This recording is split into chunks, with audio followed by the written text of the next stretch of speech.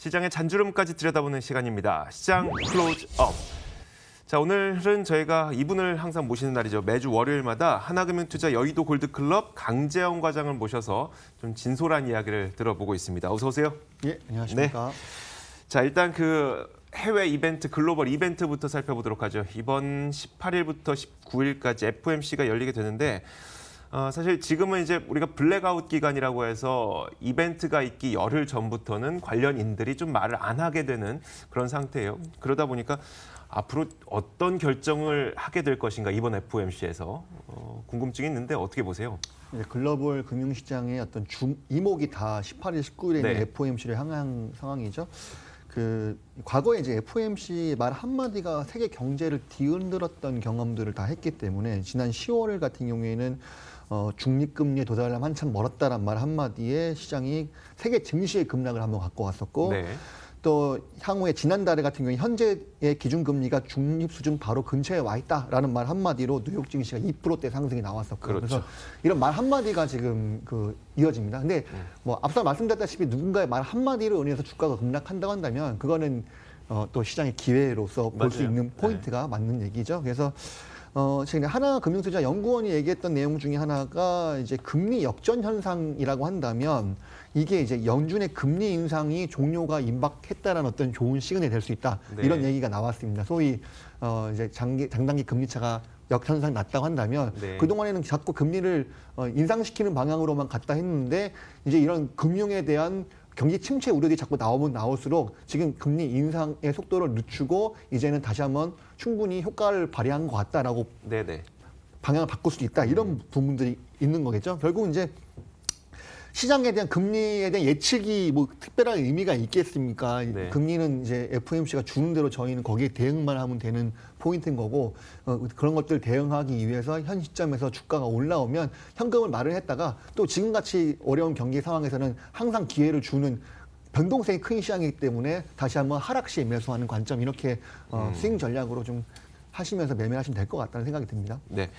그 경기와 주가에 대한 이야기를 좀 여쭤보고 싶어요. 요즘에 아마 많이 힘드실 것 같습니다. 지금 저희 유튜브 채팅방에도 경기가 위기 상태라는데 주식을 다들 사라고만 얘기한다. 이게 맞는 거냐라고 하면서 좀 울분을 토하시는 분들도 계셔서 어떻습니까? 사실 그 주가라고 하는 게 경기를 따라가는 게 당연하긴 하나 경기가 안 좋다고 해서 무조건 주가는 내리고 경기가 좋다고 해서 무조건 또 주가는 오르는 것도 아니니까 요즘과 같은 경기 상황에서는 주식시장이 어떻게 대응하는 게 좀 현명할까요?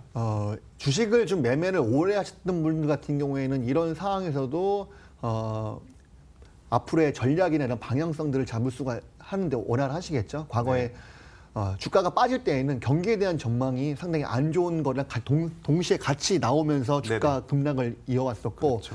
이 상황에서 소위 말해서 금융 위기로 발전이 된다든지 어떤 은행이 하나 파산한다든지 이런 과거 리만 사태처럼 뭔가 잠재되어 있는 폭탄과 같은 리스크가 하나 들고 있다라고 판단할 경우에는 얘기가 달라집니다. 그럴 경우에는 정말 지금이 고점이 될 수도 있는 거겠죠. 근데 현재 그런 거에 대한 리스크는 좀 없다라고 시장에서 얘기하는 것들이 상당히 전반적인 의견인 것 같고. 그러니까 시장의 불안감은 많이 있으나 그렇죠. 진짜 이게 폭탄이 돼서 터질 만한 전조까지는 아직 안 보인다. 이 정도 보시고. 그렇죠. 그 전조에 대한 부분들. 그게 주가가 빠졌던 거는 결국은 무역 전쟁에 대한 그 우려감들 때문에 주가가 억눌러 왔던 부분인 거고 그렇게 주가가 빠지고 나니 지금은 경기가 성장보다는 둔화에 가까웠다 이런 얘기 동시에 나오면서 주가를 더 억누르고 있는 거죠. 이런 포인트들을 놓고 봤을 때 저는 큰 어떤 핵폭탄급 매버드급의 어떤 이슈가 터지지 않는다고 한다면 지금 같은 타이밍이 분할로 매수하는 시점이 맞다라고 판단을 하는 겁니다. 그리고 보통 통상적으로 국내 자금이 시장에 몰리는 시즌은 12월 중순부터 1월, 2월, 3월에 시중장이 몰리기 때문에 지금 현재 상황에서 무역 전쟁의 해결에 대한 이슈가 더 불거진다든지 그다음에 FOMC가 금리 인상에 대한 속도를 늦춘다는 스탠트를 나온다고 했을 경우에는 지금은 장이 단계적으로 회복하는 것보다 워낙 억눌려 있던 에너지가 세기 때문에 반등하는 속도도 상당히 강할 수밖에 없다 이렇게 지금 판단을 하고 있는 겁니다. 그 강재원 과장이 지금 계시는 곳이 여의도 골드클럽인데 이쪽에 좀 고액 자산가들 많이 오시죠? 예, 맞습니다. 예. 그리고 그분들에게 직접 하시는 이야기고. 예, 맞습니다. 굳이 예. 거기서는 딴 얘기하고 여기 와서 다른 얘기하고 이러시지는 않으시는 거죠? 그렇게 얘기하면 이제 저는 안 되는 거예요. 속이는 거게 되는 알겠습니다. 때문에. 예, 맞습니다. 알겠습니다. 좀 많은 분들이 걱정하고 계시는 것 같아서 진짜 어떻게 얘기하시는지 조금 궁금했었어요. 자, 오펙 이야기 한번 들어볼게요. 일단 그 120만 배럴 감산에 합의하기로 하다 보니까 유가가 단기적으로 좀 반등하긴 했습니다. 앞으로의 전망과 함께 그 유가가 올랐을 때 혹은 하락했을 때 업종별로 좀 수혜를 받기도 하고 피해를 보기도 해서요. 어떻습니까? 감산 합의 규모가 시장 예상치보다 컸다라고 지금 네네. 하고 있는데 구체적인 감산에 대한 계획은 나와 있는 상황은 사실 아닌 것 같고요. 네.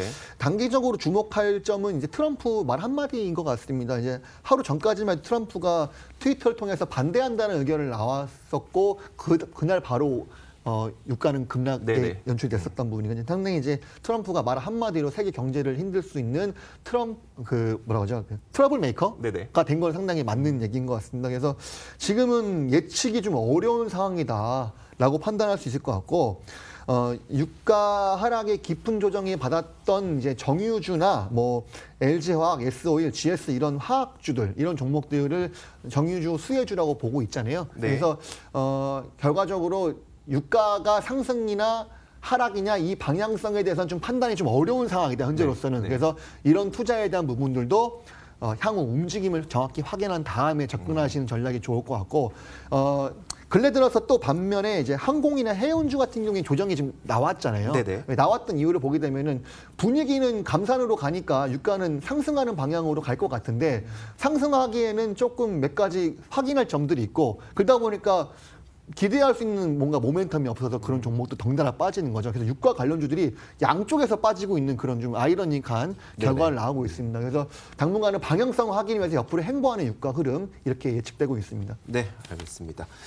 자, 계속해서 그 시장 전망을 좀 내려보도록 할 텐데요. 그 요즘에 또 특히 오늘까지도 시장이 좀 크게 하락하고 지수의 움직임도 오늘 코스피가 1% 넘게, 코스닥이 2%, 2.6% 넘게 하락하고 있어서 사람들이 많이 불안해하고 있는 것 같거든요. 좀 그 앞으로의 전망을 어떻게 보시는지 좀 들어볼게요. 경기 둔화라든지 뭐 이 부분들에 대해서는 우려감들에 대한 얘기이기 때문에 향후 경기에 대한 움직임에 대해서는 예측하기 좀 힘들 것 같습니다. 너무 경기를 너무 안 좋게 본다고 한다면 상당히 우울한 얘기가 될 수 있겠죠. 네네. 그러니까 일단 단지 이제 다른 나라들의 주가 움직임을 보게 되면 미국이 하락 중심에 기술주가 있다는 게 포인트입니다. 그래서 국내 증시는 이미 선반영된 주가가 많이 밀렸지만은 미국 주요 지수가 자꾸 급락을 하게 된다고 했을 경우에는 국내 주식도 이미 밸류에이션 밑으로 내려왔음에도 불구하고 추가 급락이 나올 수 있다는 그런 위험감이 상존하는 거고 그동안에는 다우존스 지수나 나스닥 지수가 나홀로 상승을 이어갔기 때문에 네. 급락이 또 나온다고 한다면 더 강하게 나올 수 있는 그런 포인트가 가장 리스크한 부분일 것 같고요. 반면에 급락 이후에 저가 메리트는 국내에서는 미국보다 훨씬 더 있다고 봅니다. 왜냐하면 먼저 빠졌기 때문에. 네네. 그래서 이런 현재 하락을 이용한 신구 분할 매수는 충분히 있다고 판단하는데 중요한 건 여기서 조심해야 될 포인트는 종목을 매수를 할 때 드라이브를 걸 만큼 한 번에 확 집어넣는 전략 자체는 너무 리스크하다는 걸 그렇죠. 말씀드리고 네. 계속 싶습니다. 말씀해 주셨습니다. 왜냐하면 바닥을 예측하기가 좀 어려운 포인트인데 지금 주가를 사도 향후 1년 후에는 수익이 날 수 있겠다라는 어떤 장기적인 네네. 흐름에 대해서는 이견이 없을 겁니다. 네네. 근데 바닥을 예측한다기보다는 급락시마다 분할로 매수하는 관점에 대해서는 여전히 유효할 것이다. 그리고 앞서 말씀드렸던 윈도우 드레싱을 위한 펀드들의 수급 개선에 대한 부분은 지금 과거 한 7년 동안에는 12월 초부터 이루어졌었는데 네네. 지금 미뤄졌잖아요. 그러니까 12월 중순 이후로 좀 미뤄질 수는 있겠다. 하지만 12월 윈도우 드레싱의 어떤 수급적인 요인, 개선 요인은 외부 변수가 무역 전쟁이나 금리에 대한 긍정적인 호재 하나만 나온다고 했을 때 그게 응축돼서 크게 폭발할 수 있는 가능성이 있기 때문에 현 시점에서 현금은 좀 준비해 놓자. 네네. 예. 분명히 한 번의 기회가 올 수 있을 것 같다는 느낌이 든다. 이런 생각으로 저는 갖고 있습니다. 네, 알겠습니다. 자, 이제 조금 시야를 좁혀보도록 할게요. 그 콘텐츠 관련주들에 대해서 외국인들의 매수가 좀 이어지고 있어서요. 앞으로도 더 갈 것인지에 대한 전망 한번 들어볼게요. 일단 코스닥 순매수 순위가 근래 들어서 계속 스튜디오들이 나오고 있고요. 네네. 또 이제 아프리카 TV, SM, JIP 엔터 이런 회사들이 외국계 순매수 창구를 자꾸 기록을 하고 있는 상황인 거죠. 이게 이제 결과적인 미래 성장에 대한 부분 포인트인데 뭐 지금 내가 어떤 거에 대한 정보를 얻고 싶다고 그러면 보통 네이버를 검색을 많이 하지 않습니까? 네네. 근데 요즘에는 유튜브를 검색을 그럼요. 한다는 거죠. 네, 예, 유튜브에다가 뭐 발리 여행 호텔 이름 쳐보게 되면은 네. 정보를 읽는 게 아니고 그냥 바로 영상으로 그 호텔에 대한 정보를 받을 수 있는, 그래서 이제 검색에 대한 기준 자체가 이런 콘텐츠 사업으로 옮겨가고 있는 시대적 네네. 조를 놓고 봤을 때 성장 산업이라고 볼 수 있는 거죠. 그리고 근래에 들어서 움직임이 약간 포착이 되고 있는 게 YG도 마찬가지지만 SM에서도 이런 자체적인 영상을 배급할 수 있는 배급 콘텐츠를 만들기 위한 움직임이 나타나고 있습니다. 그동안에 이익, 이용금, 현금, 돈 많이 생긴 거 가지고요. 네네. 자체적으로 보급할 수 있는 그런 컨텐츠를 만들기 위해서 지금 노력하고 있다는 게 있고요. 아마 내년부터는 이런 콘텐츠라든지 배급할 수 있는 소위 뭐지 공급해지는 그런 사이트들에 대한 플랫폼 말씀하시는 그렇죠. 플랫폼이죠. 네. 플랫폼의 성장이 내년에 급속도로 팽창할 수 있다라고 생각을 하고 있습니다. 그리고 이제 5G가 되고 나면은 대부분의 영상들은 다 2, 3초 안에 다 다운받아서 볼 수, 지금 현재로 네, 먼저 네, 바로바로 그렇죠. 볼 수 네, 있겠지만은, 그래서 그런 부분들이 된다면 가장 그 엔터 업계에서 내년 중에 큰 변화가 일어날 수 있는 부분들, 그리고 동영상에 대한 확장과 성장성, 그리고 검색의 기능이 넘어오는 포인트들, 그래서 이 콘텐츠 사업은 성장 산업의 중심에 있다라고 판단하시면서, 물론 매수는 조정시마다 매수하는 관점. 이게 조정이 나올 수 있다는 그 포인트는 그건 것 같아요. 넷플릭스가 지금 하락하고 있기 때문에. 네네, 그렇죠. 그래서 네. 그런 포인트 놓고 봤을 때는 국내에서 분명히 낮은 가격에 살 수 있는 기회는 줄 거다. 이럴 때는 현금을 마련해놓는 전략도 상당히 유효할 것이라고 판단하고 있습니다. 그리고 또 무역 분쟁의 영향권에서 좀 벗어나 있는 업종이기도 한가요? 무역 분쟁에 대해서는 이게 결과적으로 산업적인 측면에서 관세를 매기는 거에 대한 부분이 조금 네네. 벗어나 있는 포인트이기 때문에 그런 부분에서는 벗어나 있다고 판단해도 좋을 것 같습니다. 네. 예. 지속적으로 말씀해 주시는 게 지금은 좀 현금 보유 비중을 좀 늘려가는 게 낫겠다. 한 번의 기회가 올 것 같으니 그때 한번 잡아보자는 이야기를 좀 계속 해주고 계시는 것 같습니다. 알겠습니다. 자, 마지막으로 이제 투자 전략을 좀 세워볼게요. 이제 이번 주 월요일 만나고 다음 주 월요일에 또 만나 뵙게 되니까 그 기간 동안의 투자 전략을 좀 세워주세요.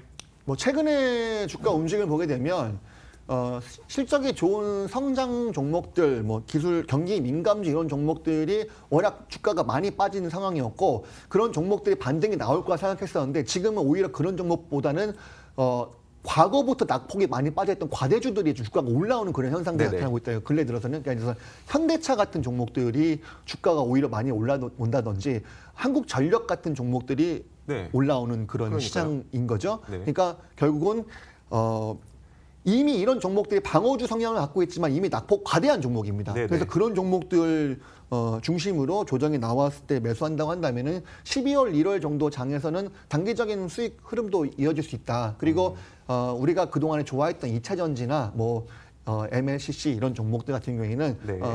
추가적인 하락과 의해서 한 번에 다시 한번 기회가 올 수 있는 타이밍이 올 수 있겠다라고 네, 네. 생각해서 지금 현재로서는 낙폭 과대주가 좀 더 매력적으로 보인다 이렇게 말씀드리고 싶습니다. 네, 알겠습니다.